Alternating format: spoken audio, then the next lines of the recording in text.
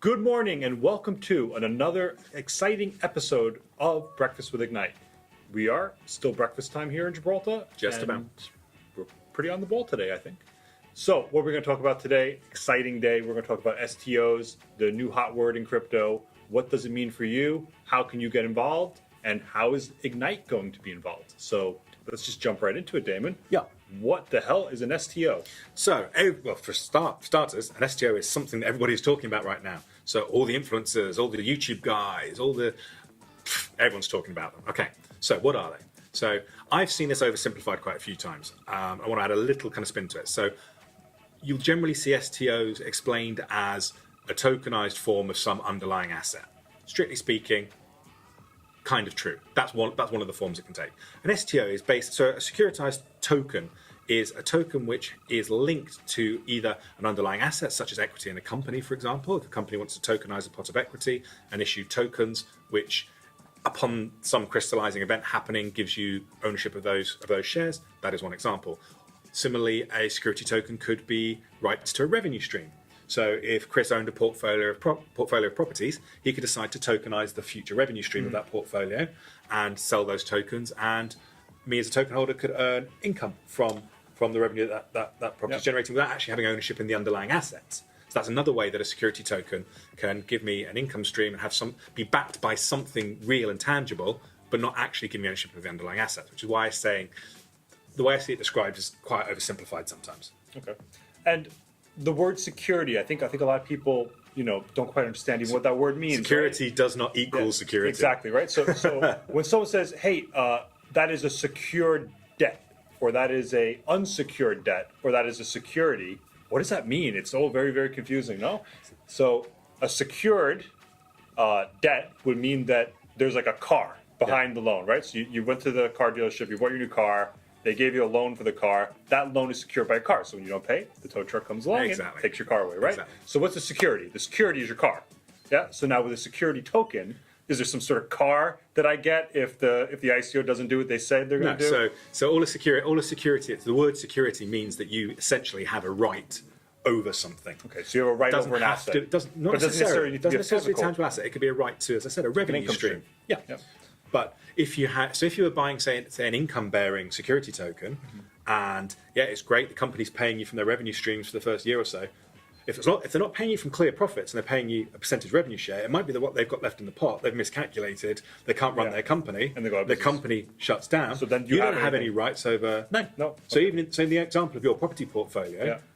If you can't afford to run the rental company anymore, it doesn't suddenly mean that I own one of your properties because I own some of the security tokens. But I think that's really important for our listeners and our viewers to know is that just because you have a security token doesn't mean that when the project fails to do whatever they say they're going to do, that you can go reach in the pot and walk in and take an iMac. Yeah, exactly. It doesn't work like that. Unless it is structured as that type of... It could be structured that way. There's no reason why not. That's the beauty of security tokens. So my point is only this. All security tokens are not created equal. No. There's some that are probably better than others. Like, for example, T0, I'm not saying this is a good one or a bad one, but T0 entitles you to a percentage of income. It doesn't give you a percentage of ownership in the company. No. But what's cool some will. But I think what's really cool about all this is that it gives a whole new world of financing opportunities to people, because the normal ways of financing a business are debt or equity, right? So what's debt? That means I go to the bank, I get a loan, and then I use that money to run my business. Yeah. Hopefully I make enough money to pay my loan back. The other way is equity, where I sell shares. And then people give me money for the shares, and then I run my business. And then if the business were to not work, you have a liquidator who comes in and sells everything. Tries to recover as much value as possible for the shareholders. Yes, exactly. But generally speaking, there's not much there. They don't really get anything. So this is quite cool, because now you have a few ways. You can say to people, hey, well, I don't want to do debt. I don't want to do equity, but what I will give you is, if you think I have an exciting business, I'll give you a little percentage of what it is I'm earning. A future revenue stream. Or I'll give you some sort of right of material. There was one ICO that came across our desk. It was an STO, I think, from Switzerland, that was giving people rights to manufacture diamonds that they were doing. It was manufacturing time they're making man-made diamonds. And it was the tokens give you the right to so many manufacturing hours on their rigs, and the diamonds that are produced on their rigs are then sold on your behalf, and that's how you get your money back. Yeah. But you don't have security in the underlying diamonds. Nope, not at all. So if I don't want my tokens anymore, I can't get a bag of diamonds. No, exactly. Okay. All right. Big important thing to make. So in real terms, they're no more secure than what a utility token might be. Yeah. They might throw off a little bit of income for you before things all unravel and go wrong. Not saying they will go wrong, but saying if the worst case scenario. But I think the one key ingredient that everyone really needs to know is that these, unlike utility tokens, are highly regulated. Yes.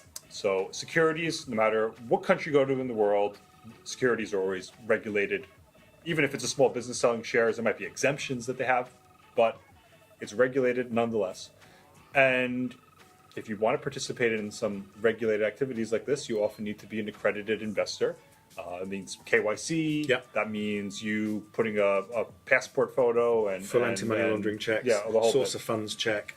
The whole gambit, everything. And also being accredited, meaning that you have a certain amount of investable assets depending on what jurisdiction. Yeah, so it depends what that generally. Yeah, that varies from jurisdiction to jurisdiction, but it's generally an assessment of how much you're worth, how much you earn, how experienced you are in terms of how many investments you made in the past into similar projects, etc.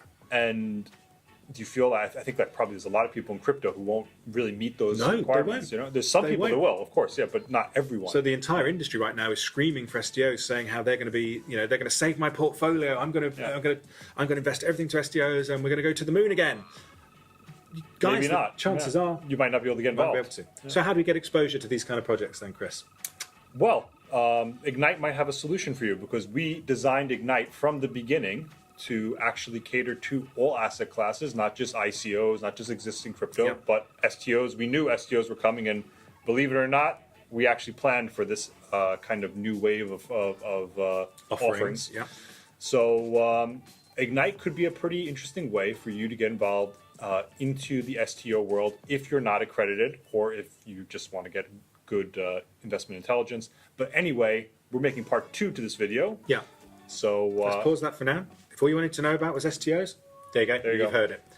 If you want to know how you can get exposure to STOs without necessarily being accredited or without putting your own capital at risk, that sounds interesting. Watch part 2.